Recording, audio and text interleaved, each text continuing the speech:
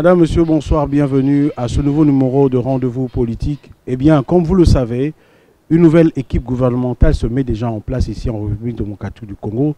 Ceci après la signature de l'accord politique issu du dialogue politique national organisé à la Cité de l'Union africaine. Le chef de l'État a nommé un nouveau Premier ministre, il s'agit de Sami Badibanga. Certains disent qu'il est transfuge de l'UDPS, mais lui-même se réclame comme tel de ce parti, cher à Étienne Tshisekedi. D'ailleurs, il a été jusque-là président du groupe parlementaire de l'UDPS et allé à l'Assemblée nationale.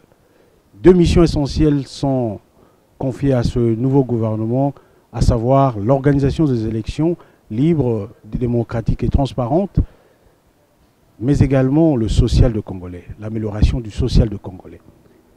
Eh bien, ça c'est au niveau de la République démocratique du Congo. Mais sur le plan international, eh bien, vous le savez, depuis quelques semaines, nous assistons à une réconfiguration des relations internationales avec l'élection aux États-Unis de Donald Trump, qui est le nouveau président américain qui sera investi d'ici le 20 janvier 2017.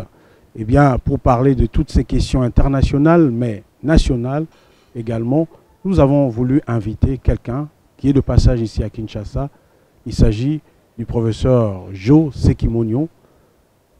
Certains le connaissent, certains pas. C'est un grand écrivain puisque son livre est vendu, en tout cas, est parmi les meilleures ventes de ces 2 dernières années chez Amazon. Bonsoir, professeur Jo Sekimonyo. Bonsoir. Alors, nous vous appellerons Jo Sekimonyo parce que professeur, ça fait un peu solennel. Voilà. Je dis les gens qui m'appellent professeur, c'est pendant, si je vous enseigne pendant les cours, c'est pas aussi spécial que ça. Je m'appelle Jo Sekimonyo et j'aime bien être connu par mes œuvres écrivains parce que ça, c'est une œuvre cérébrale, quoi. Enseigner, oui, c'est bien. Bon, on est dans des pays où on veut bien approcher les gens par leurs titres, les titres académiques. Ça ne me dérange pas tellement. Oui, d'ailleurs parmi vos œuvres, puisque vous mentionnez cela, il y a L'Enfer c'est les autres. L'Enfer c'est lui. C'est lui. Oui. Castaway. Oui, la version originale qui est beaucoup plus vendue sur Amazon, c'est Castaway for this reason. Ça a été traduit en français juste pour le monde francophone. Mais il est beaucoup plus mieux connu dans le monde anglophone. Alors, j'ai dit tout à l'heure que, en tout cas, cet ouvrage est parmi les meilleures ventes ces 2 dernières années chez Amazon. Et pourtant, vous n'êtes pas très connu ici au Congo. Qu'est-ce qui fait... c'est quand même ce paradoxe, être connu à l'extérieur, beaucoup plus à l'extérieur, parce que vous êtes invité pour tenir des conférences de par le monde, mais ici au Congo, vous n'êtes pas très connu. Peut-on dire que nul n'est prophète chez soi? Oh, il y a quelqu'un qui m'a dit ça une fois et je lui ai répondu que tous les prophètes, par tous les exemples, les prophètes sont prophètes chez soi, mais ils ont été tués par leurs frères. Disons que le Congo, c'est pas, je parle un peu, mon débat est beaucoup plus du 21e siècle. Il est, je veux dire, un peu plus avancé, les questions que je pose dans mes livres. C'est comme ça, j'ai beaucoup d'espoir, beaucoup de confiance que le Congo va arriver à ce niveau-là. Mais disons que quand vous comparez le monde anglophone et francophone, il n'y a pas d'égalité, quoi. Quand vous voyez les œuvres produites par le monde anglophone, la discussion globale qui se tient dans le monde anglophone et comment on embrasse les nouvelles idées, controversiales ou pas, mais on les embrasse beaucoup plus dans le monde anglophone que... Et un autre facteur, c'est le facteur de marché. Vous vendez 1000, 2000 livres dans le monde francophone, vous êtes un best-seller. Quand vous êtes best-seller dans le monde anglophone, c'est 10 000, 60 000, 100 000 livres. Ah, ça fait une différence. Je m'excuse, mon distributeur, il est américain. Il y a toutes ces barrières. Alors, je fais de mon mieux quand je visite un monde francophone de distribuer le livre gratuit. Mais quelqu'un a dit, si vous voulez cacher un trésor à l'Africain, il faut le mettre dans un livre. Je pense pas.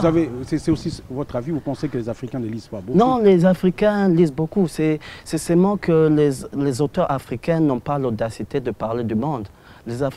Quand vous voyez, je suis choqué à chaque fois qu'on m'introduit en tant qu'auteur, les gens me demandent tu écris des romans, tu écris des poèmes. Je pense que c'est plutôt que l'écrivain africain prend le chemin le plus facile. Ils n'ont pas l'audacité de parler grand, parler du monde, comme tout le monde. Alors avec ça, il est difficile de briser la barrière, quoi. Moi, j'ai commencé à l'extérieur et j'essaye de motiver les jeunes ici d'être pas comme moi, d'être pas comme nos parents, nos grands-parents. Ils grandissent dans un monde plus global, ils doivent parler global.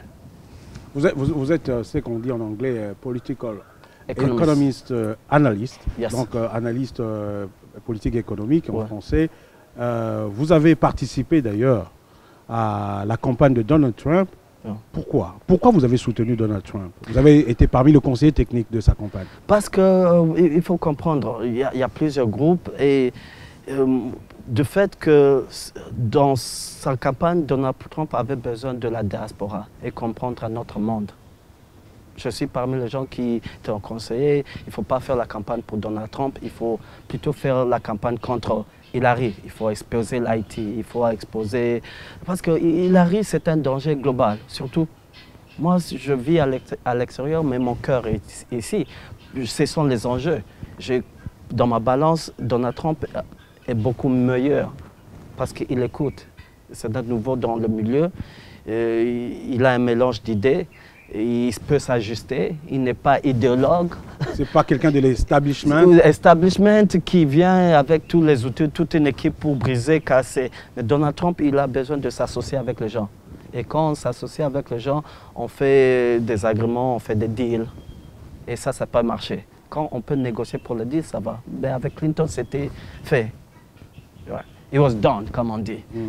Alors pour moi, quand vous regardez comment on appelle en anglais, policies, ouais, sa campagne politique, il n'a pas vraiment une vue pour le monde. Ça veut dire qu'il va créer dans les prochains mois. C'est beaucoup plus meilleur.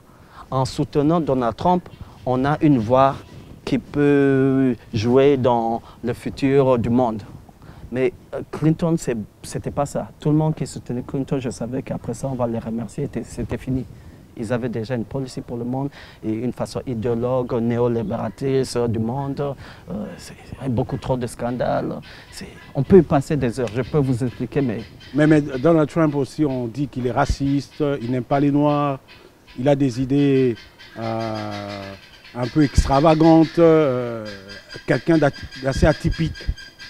Ben, pour moi, quand il y a la différence entre Donald Trump, la personne, et Donald Trump et le politicien, le chef de l'État. Le système américain, qu'est-ce que ça veut dire? Ça ne crée pas des racistes. Obama n'a pas créé les homosexuels.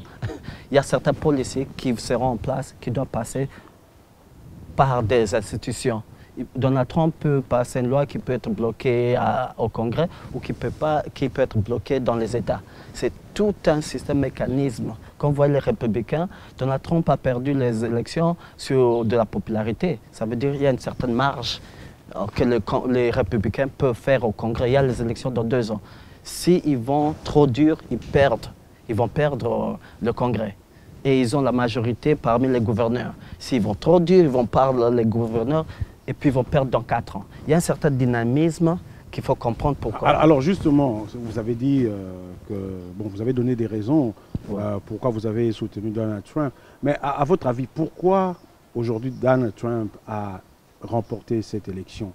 Quelle est la principale motivation qui a conduit les gens à voter pour lui? Est-ce seulement parce qu'il n'est pas de l'establishment ou bien il avait un programme cohérent, un programme porteur? Donald Trump n'a pas gagné les élections. Hillary a perdu des élections. Hillary a perdu de moins, je crois, 4 millions de voix que Obama. Ça veut dire qu'elle n'a pas pu rassembler les gens pour voter pour elle. Donald Trump, il y a, comme vous voyez, Texas, c'est républicain, Californie, c'est démocrate. Il n'y a pas beaucoup à faire la campagne. Mais tout ce que la campagne était visée pour décourager les gens de Clinton pour aller voter. Ça veut dire, oui, c'est clair et net, on sait, Donald Trump n'a pas gagné les élections. C'est plutôt Hillary qui a perdu les élections. Mais sur le programme de Donald Trump? C'était même pas, c'est pas question de programme. C'est nullement programme. Parce que le républicain, c'est un programme qu'on sait déjà. Une force armée, un petit gouvernement. Il y a déjà une base qui va voter pour un candidat républicain. C'est le conservatisme? Le conservatisme, l'armée, il y a certaines valeurs de famille, les chrétiens. Oui. On sait déjà, il y a une certaine base qui va voter républicain, qu'il soit chinois, japonais, court, une femme. Mais ce qu'il fallait, c'est plutôt décourager la base des démocrates pour aller voter pour Hillary. Alors Hillary, il y a une certaine base démocrate qui a voté, mais n'a pas pu avoir le extra qui vont voter pour une certaine raison. Il fallait les convaincre pour aller aux urnes. Elle n'a pas pu. Bien sûr, on a fait une campagne pour les décourager. Mais c'était ça le jeu. Comment décourager le extra, les gens qui ne sont pas de la base démocrate. Parce qu'on ne pouvait pas bouger de la base beaucoup plus ceux qui ne sont pas de la base républicaine. Ouais. C'était beaucoup plus convaincre les gens pour aller voter Donald Trump. Mais on savait déjà une certaine base. En Floride, il y avait la base. Tout ce que Hillary devait faire, c'est convaincre sa base et plus les gens qui sont ni à gauche ni à droite. Et heureusement qu'elle n'a pas pu faire ça. Est-ce que vous pensez réellement que l'élection de Donald Trump à la tête des États-Unis peut bousculer les choses sur le plan des relations internationales? Ça peut reconfigurer le rapport des forces. On a vu d'ailleurs Poutine qui a salué cette élection. On a vu en tout cas ce rapprochement, en tout cas même si pas idéologique, mais psychologique entre Poutine et Donald Trump. Ça, quand vous parlez dans le monde des grands, oui, ça va faire un petit mouvement. Quand vous étiez, je viens de COP, et vous voyez dans COP... Et COP, ça veut dire la conférence des États partis sur les climats, sur le climat climatique. Et vous voyez que tous les signataires ne pouvaient pas COP signer. COP 22, c'était à Marrakech. Oui, je suis allé en tant que Global Green expert pour les Européens, les écologistes. Mais vous voyez que tout derrière les portes, quand on y est arrivé, il y a toujours la psychose de qu'est-ce que Trump va faire. S'il n'y a rien qui s'est sorti de COP 22, c'est parce qu'on ne sait pas. On ne connaît pas, oui, les orientations. Les orientations, ça stoppe tout le monde. Mais si vous voulez que je dise la vérité, soi-disant pour les pays pauvres, c'est vraiment pas ça. Il n'y aura pas vraiment un grand changement. Par exemple, en ce qui concerne la RDC, y aura-t-il une incidence? On dit qu'il y aura moins d'interventionnisme. Non, on ne sait pas. C'est pour cela qu'il fallait soutenir Donald Trump pour avoir une petite voix quand on est en train de décider les policies au Parlement, quand on est en train de créer, on manufacture certaines lois, certaines directives, avoir la chance d'avoir une petite voix, même si peut-être ils ne vont pas l'entendre, mais être là, être à table. Vous vivez aux États-Unis, on parle ces derniers temps des sanctions américaines à l'encontre de certaines personnalités ici au Congo. Est-ce que vous pensez que ça a un impact, ces sanctions-là? Non, c'est beaucoup du folklore. Parce qu'on sait, je peux vous dire qui on peut sanctionner et puis tout le système tombe, quoi. Je vois la liste de qui on sanctionne et puis il faut comprendre le monde politique américain, le lobby, les intérêts. C'est pas homogène. C'est un système très hétérogène, quel lobby, d'où, comme les vendeurs de blé, le sucre. C'est vraiment compliqué. C'est pas compliqué, mais complexe. Alors quand vous voyez que oui, on peut donner une petite sanction pour faire satisfaire un petit groupe, mais l'impact n'est pas là. Quand on voulait descendre l'Irak, on a su sanctionner qui? Oui. Mais maintenant, il y a des lobbies, il y a les intérêts, c'est vraiment... c'est pas ciblé. C'est ciblé pour ne pas faire trop mal. Parce qu'on ne peut pas convaincre aujourd'hui pourquoi briser le système qui existe en RDC. Pour le remplacer avec quoi? Idéologiquement. C'est quoi la RDC? C'est quoi la vision, les aspirations de la RDC qui marie les aspirations et les visions de certains groupes? Il n'y a pas. Vous ne trouvez pas. Est-ce que de là où vous étiez, vous avez eu quand même à suivre l'évolution politique en RDC, le dialogue qui s'est tenu, le dialogue politique national inclusif, l'accord qui en est issu? Moi, je pense beaucoup que ça a commencé par un faux pas. C'est un faux pas des années 91, la conférence qui se répète. D'ailleurs, on voit même les mêmes gens. On dit qu'on n'apprend pas en anglais un vieux chien de nouveaux jeux. Alors, vous comprenez que le problème, c'est un problème social. Quand on dit aujourd'hui le programme de gouvernement, c'est pour améliorer la vie, le social. Au moins, si on était dans un pays communiste comme le Cuba, ça veut dire le gouvernement décide qu'est-ce que tout le monde peut faire. Oui, mais on a un système où le gouvernement, il faut être naïf, il ne peut pas, dans le système du XXe siècle, améliorer l'état de vie des gens. C'est pour cela que je dis la qualité d'une élite dans un pays est basée sur la qualité de la contre-élite, qui pose les questions, qui challenge, qui ont d'autres fondations. Pour moi, au lieu de faire parler d'améliorer la vie des gens, il faut plutôt faire un système qui donne aux gens les moyens pour participer au XXe siècle, au débat du XXe siècle, au commerce du XXe siècle. Ça va prendre du temps. Il faut l'argent, il faut le temps, il faut une bonne vision, il faut une bonne inspiration. Il faut aussi... Quel est ce commerce, le commerce du XXe siècle? Du XXe siècle. Aujourd'hui, ce n'est plus que l'État met des champs de riz, il donne la bouffe aux gens. Aujourd'hui, il faut donner aux gens les moyens de participer, par exemple, des entreprises du XXe siècle. Il faut que, pour ce moment parler, Microsoft, quand il vient ici, il engage les gens parce qu'ils ont des moyens intellectuels ou techniques de participer à Microsoft. On n'a pas besoin de donner à Microsoft, les grandes entreprises, des taxes pour qu'ils viennent ici. Quand on donne des taxes, une incentive pour les compagnies qui viennent ici, ce sont les escrocs qui viennent. Mais si Microsoft trouve qu'il y a des gens qui peuvent participer à son entreprise, c'est pour cela qu'il viendra. Et c'est ça la vision du XXe siècle. Et c'est ça que je prends partout hier. Je dis le XXe siècle a changé. Le capitalisme, il est bon. Le socialisme, il est bon. Mais il est bon pour le XVIIIe siècle, dans un système d'esclaves, où tu prends quelqu'un de la ferme, tu lui apprends à faire labourer. Mais aujourd'hui, les gens payent leurs propres moyens de participer à des entreprises. Le problème des pays pauvres est que c'est la qualité de leurs moyens. Quand vous payez à l'Unikin 250 $, vous avez une éducation de 250 $. Vous ne pouvez pas faire la compétition avec quelqu'un qui a payé 100 000 $. Pourquoi? Parce que lui, il a le temps et l'argent pour faire des recherches dans son institution.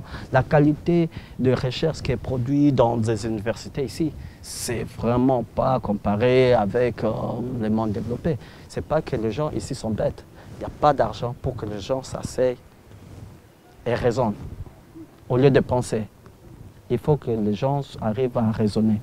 Donc vous pensez qu'avec le système économique actuel, parce que vous savez que le budget est passé de 7 milliards à peu près 4,5 milliards pour l'exercice 2017, vous pensez que dans le système économique que nous appliquons ici, il est possible d'améliorer le social du Congolais?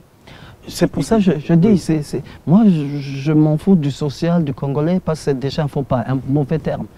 Passer de budget de 100 à 2 milliards ou trillions, ça ne va rien changer parce que le prétexte, on n'a pas encore défini ou on n'a pas encore discuté la notion du gouvernement. C'est quoi le gouvernement? C'est quoi les élections? Ça, c'est la contre-élite qui doit poser ça, la qualité. On doit avoir élevé le débat. Parce que 2 milliards ou 2 millions, ça peut être le même si le prétexte, la fondation de la base, même de la vision est fausse. On doit oublier le visa, c'est le budget. C'est quoi le rôle de l'État au Congo? Le rôle de l'État au Congo, c'est la même chose qu'on a eu à l'indépendance. Ça ne marche pas. On doit repenser. C'est quoi le rôle? Et avoir un débat. Ce n'est pas la maman du marché. Il faut avoir une contre-élite qui vient, qui pose ces questions, qui challenge tout le monde. C'est quoi le rôle de l'État? Après ça, on peut parler du budget. Pourquoi l'État doit collecter l'argent? C'est quoi améliorer le social? Ça, c'est une fantaisie. Il y a des jeux politiques économiques. On doit savoir quelle politique économique, sur base de quoi on va faire. L'État ne peut pas améliorer la vie du quotidien. En moins qu'il fait, il agrandit le SMIC. Il dit le SMIC moyen, c'est 10 $. Alors il est forcé pour ce système, ce n'est plus naturel. C'est que l'État, le rôle devrait être pour moi, c'est pas améliorer le social du quotidien, c'est plutôt faire un système qui donne aux gens individuellement un moyen de participer au commerce du XXe siècle. Vous parlez de chasser le chômage, donner des emplois aux gens? Non, il faut que les gens aient un moyen pour créer eux-mêmes des entreprises qui sont en mesure de faire la compétition au XXe siècle. Ça veut dire quoi? Le Congolais ici, il peut faire de ma papa, de babouche. Est-ce que c'est ça qu'on demande au XXe siècle? Aujourd'hui, c'est la technologie. Mais pour faire une caméra, ça demande beaucoup. Il y a la notion technique, il y a la notion marketing, il y a le savoir-parler, le savoir-faire du XXe siècle. C'est ça qui demande. Le Congolais doit avoir un système. Moi, je n'appelle pas d'éducation, mais le système d'entraînement de l'enseignement supérieur qui fasse que quand tu sors de ces institutions, tu sois en mesure de parler XXe siècle. Et ça demande l'argent. Pour que quelqu'un qui a ses atouts pour entraîner les gens au Congo, pour arriver au XXe siècle, il faut le payer. D'où viendra l'argent? Mais depuis quelques années, il y a eu quand même, bon, c'est vrai, le bilan pour certains est mitigé en ce qui concerne le gouvernement Matata, mais il faut dire quand même qu'il y a des progrès notables qui ont été accomplis ici au Congo, notamment avec le programme lancé par le chef de l'État. C'est-à-dire qu'il y a eu des infrastructures qui ont été construites, tout ça. Mais alors, certains disent on peut aller avec cette évolution jusqu'à un certain niveau si les mentalités ne changent pas. Vous pensez qu'il faut commencer par quoi pour réellement je dis les infrastructures. Créer l'électrochoc. Je dis l'infrastructure, ça peut arriver. Il y a une route en Alaska, la ville d'Alaska, ça commence de nulle part à nulle part. Les infrastructures, ce n'est pas un problème.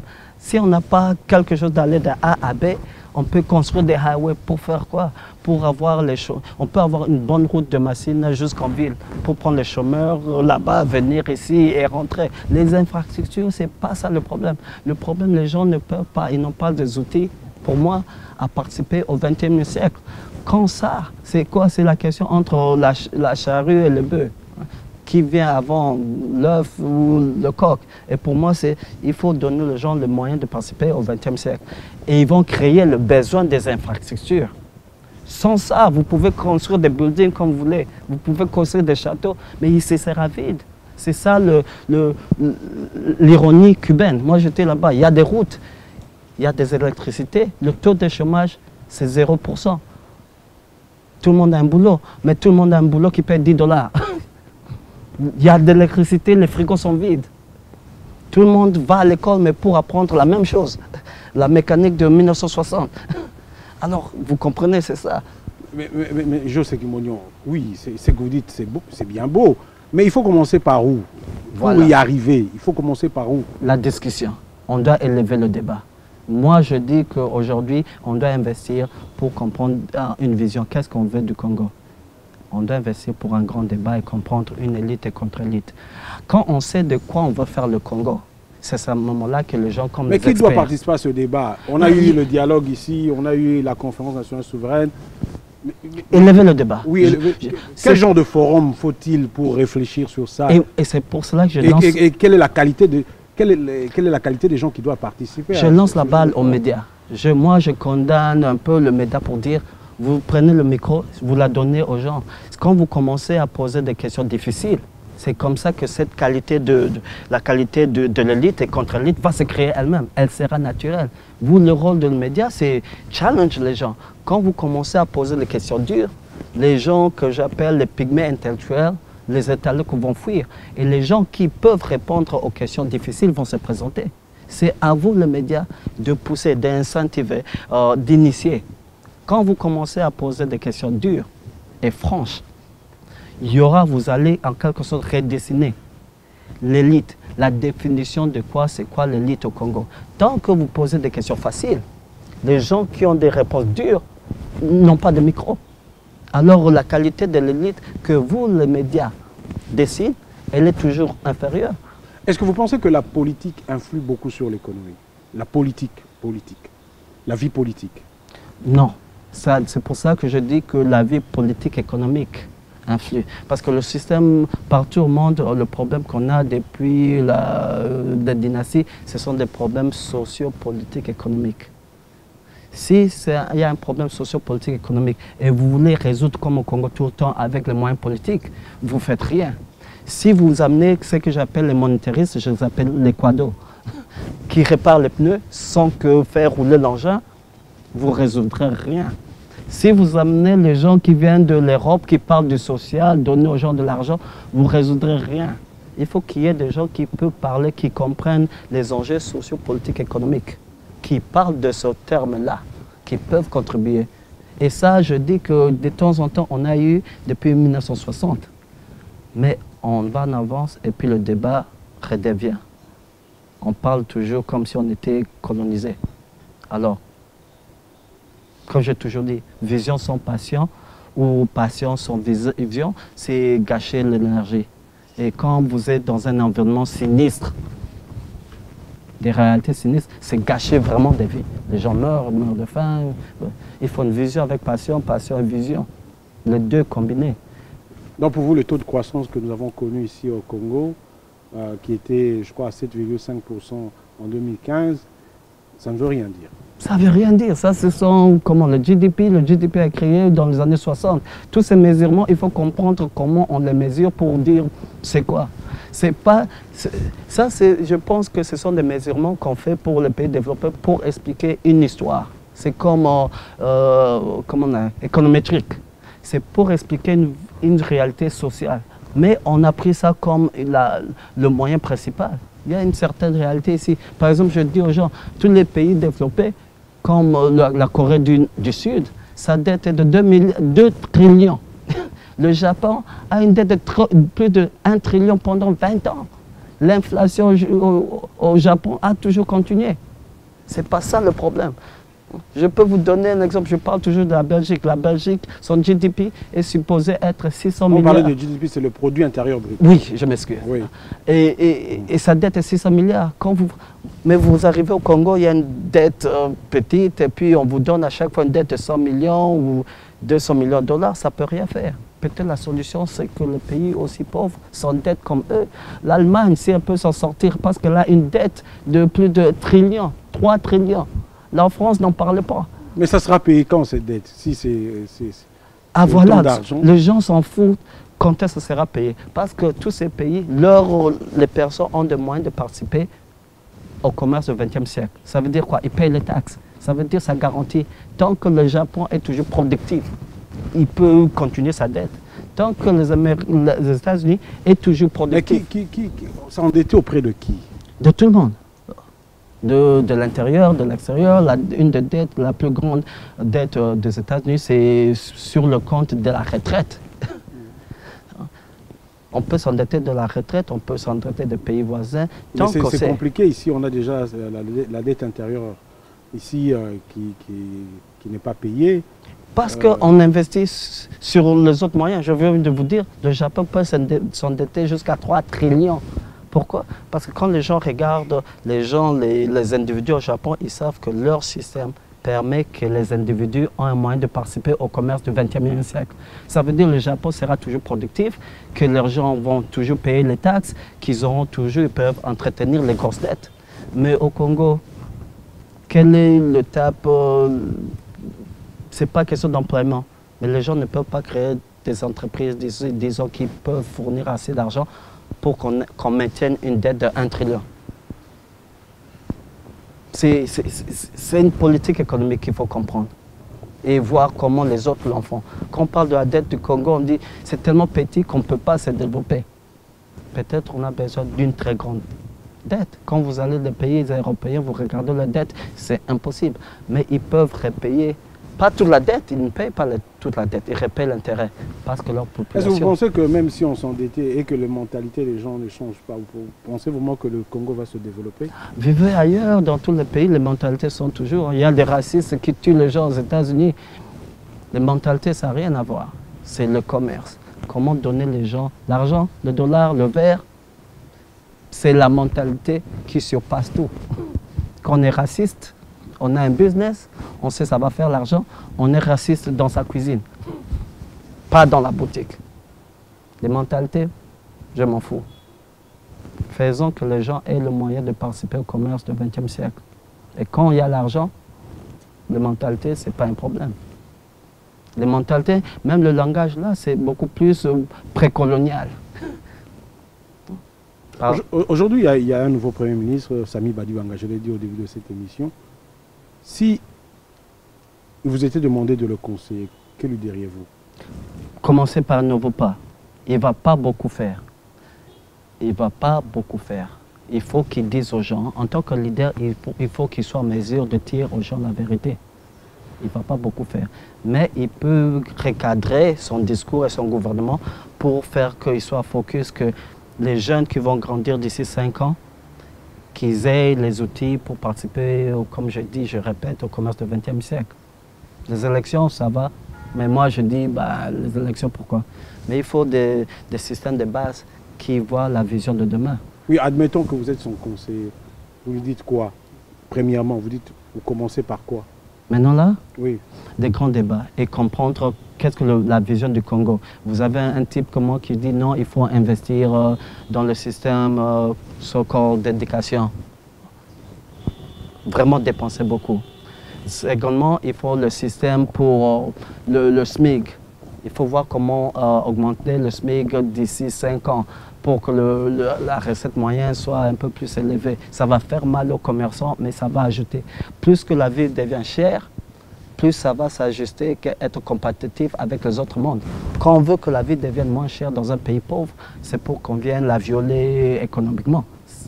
Ça veut dire que le petit business vienne. Ici, le petit marché paye moins cher. Il faut que la vie au Congo devienne plus chère. Il faut les revenus des gens. Mais le Congo est déjà parmi les pays où la vie est très chère. Ça dépend de quelle définition. La cherté de la vie est supérieure à celle de beaucoup de pays dans le monde. Ah, ça dépend de quoi la définition par rapport à quelle chair.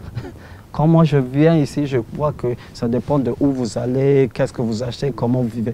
Si la vie au Congo était beaucoup plus chère, il n'y aurait pas les gens affamés en cours de route. La vie au Congo n'est pas chère.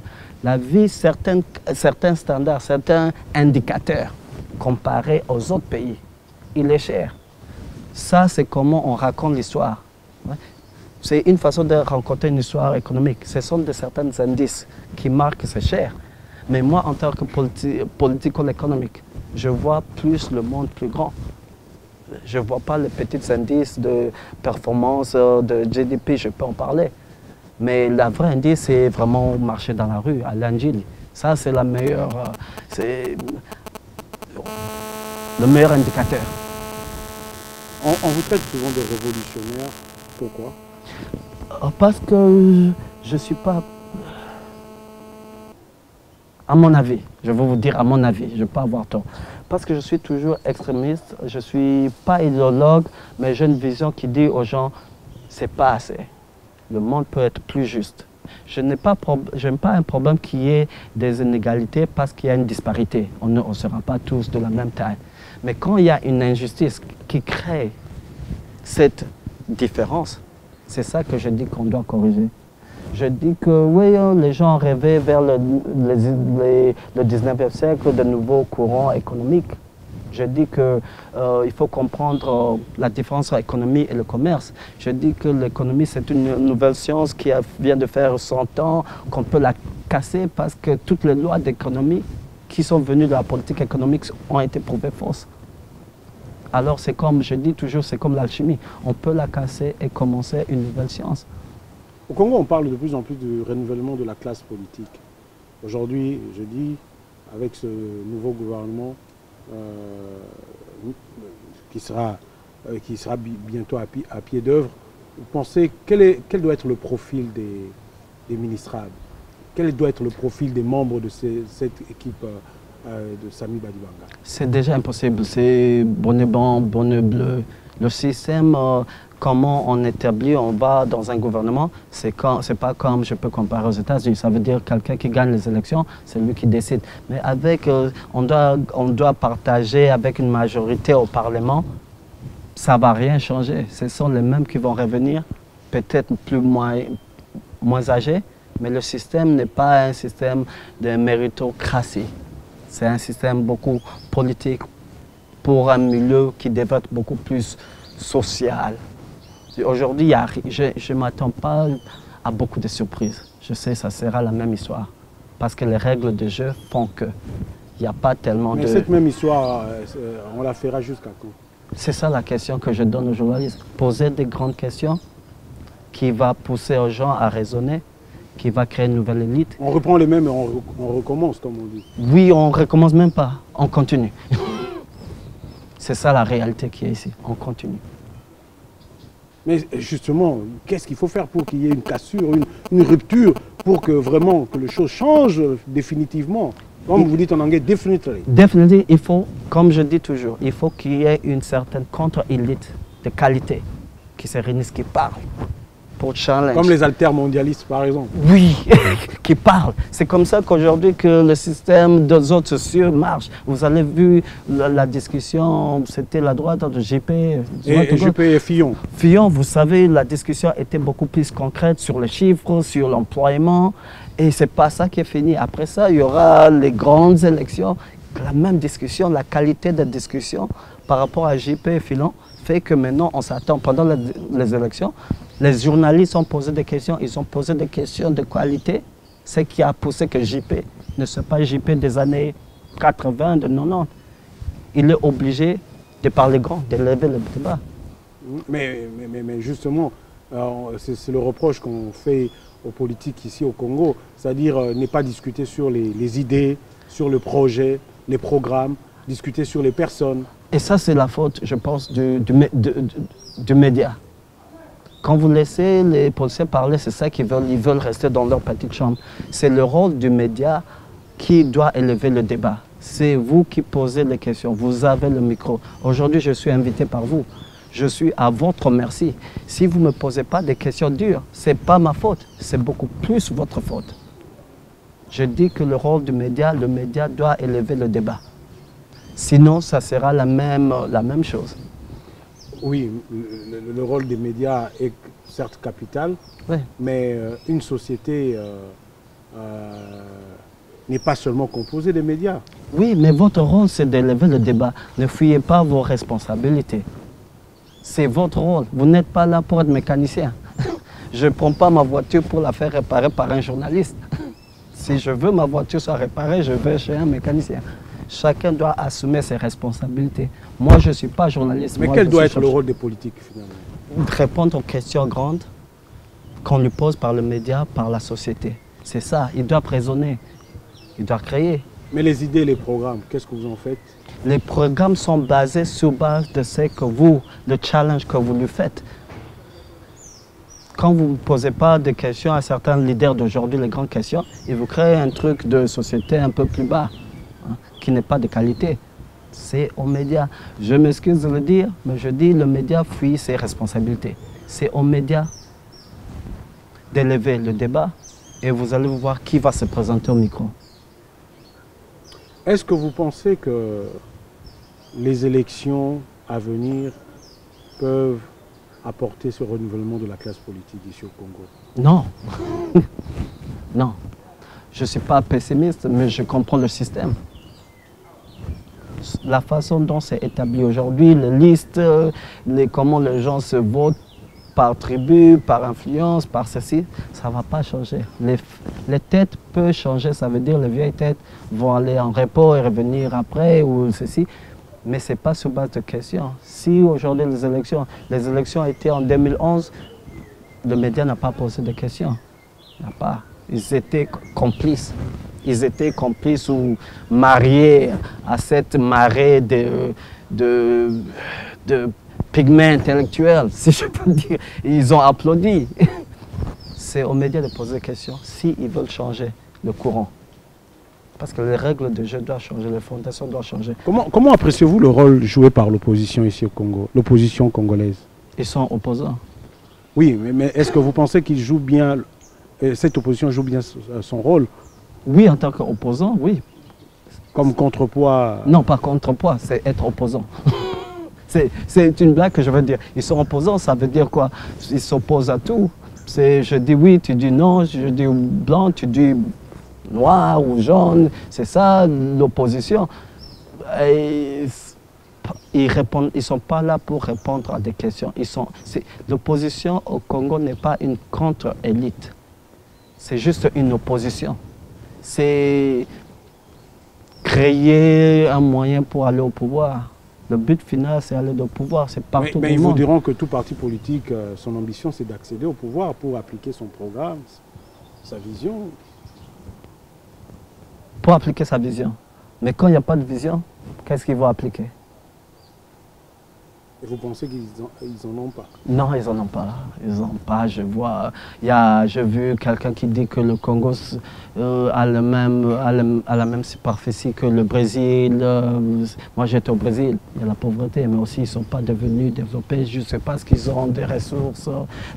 Il faut comprendre le Brésil.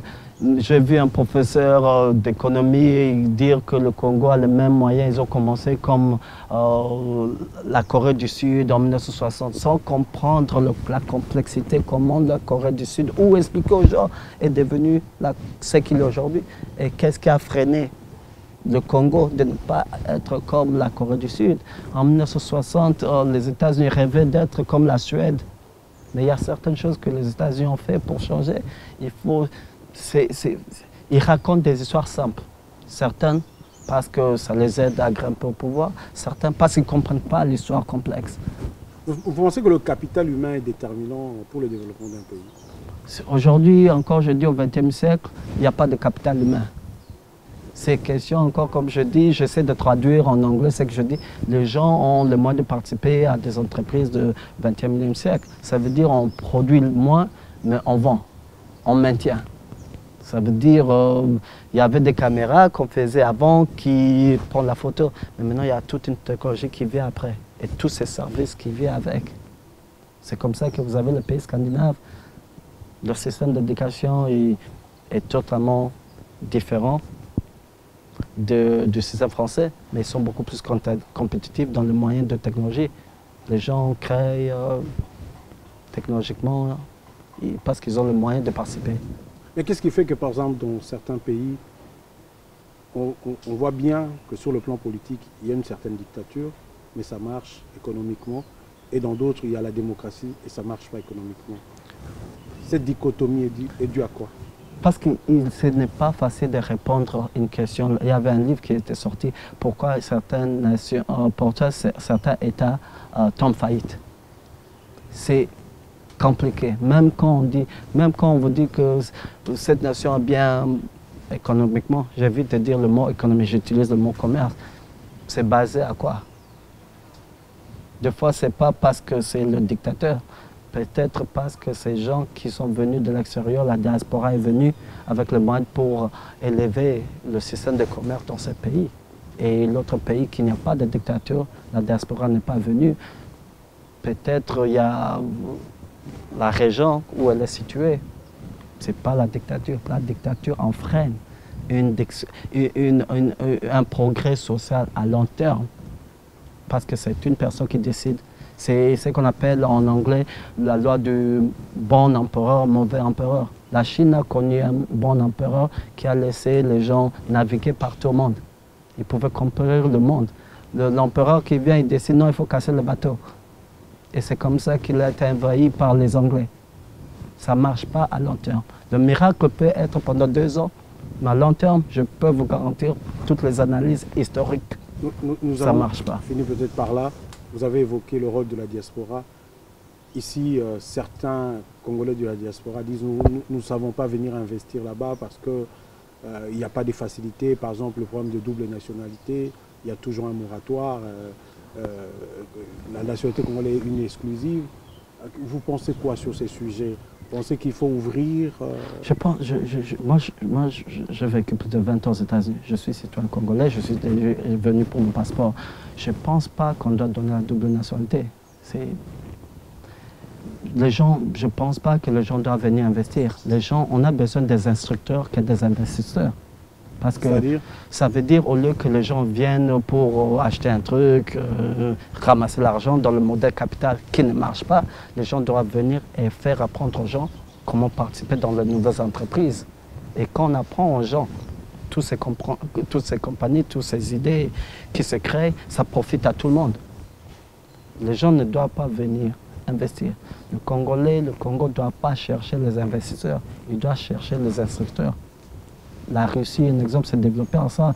Le pétrole, c'était les Koch, la famille Koch qui est venue, qui nous a appris comment développer leur système de raffinerie. J'essaie de translater en anglais. On doit apporter les gens qui vont apprendre aux Congolais à participer au commerce du XXe siècle.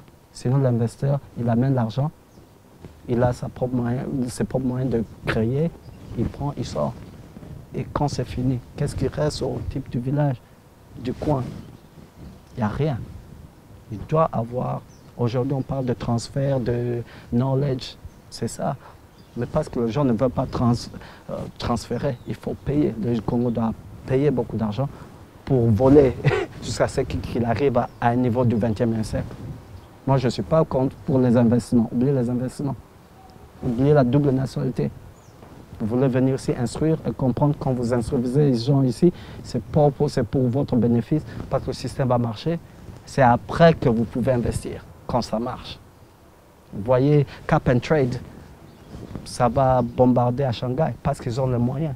Mais ici, quand on parle de Cap and Trade, ça veut dire le petit village, vous mettez des arbres dans un champ, vous allez demander à l'Union européenne qui vous paye par arbre. Ça, c'est pas Cap and Trade. Le vrai Cap and Trade, c'est dans des systèmes comme Wall Street, où en échange, beaucoup d'argent passe à des mains des gens. Mais parce qu'aujourd'hui, on ne comprend pas, le finance n'est pas au niveau du XXe siècle, on parle petit. Et les gens qui parlent gros feront toujours beaucoup d'argent. Le minerai, on le crée ici, mais c'est vend à Londres et c'est vend à Moscou, sans qu'on ait touché. Le pétrole, je peux l'acheter aujourd'hui et vendre sans que je l'ai vu. Mais là où on creuse, il n'y a pas ce système-là qui comprend la finance du XXe siècle. Merci José Kimonyo de nous avoir accordé cette entrevue dans le cadre de cette émission Rendez-vous politique. Prochainement, nous ne manquerons pas, si vous êtes de passage à Kinshasa, de vous inviter encore. Anytime.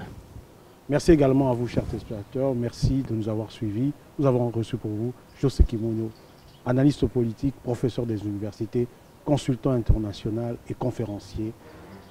Merci et au prochain numéro. Bonsoir.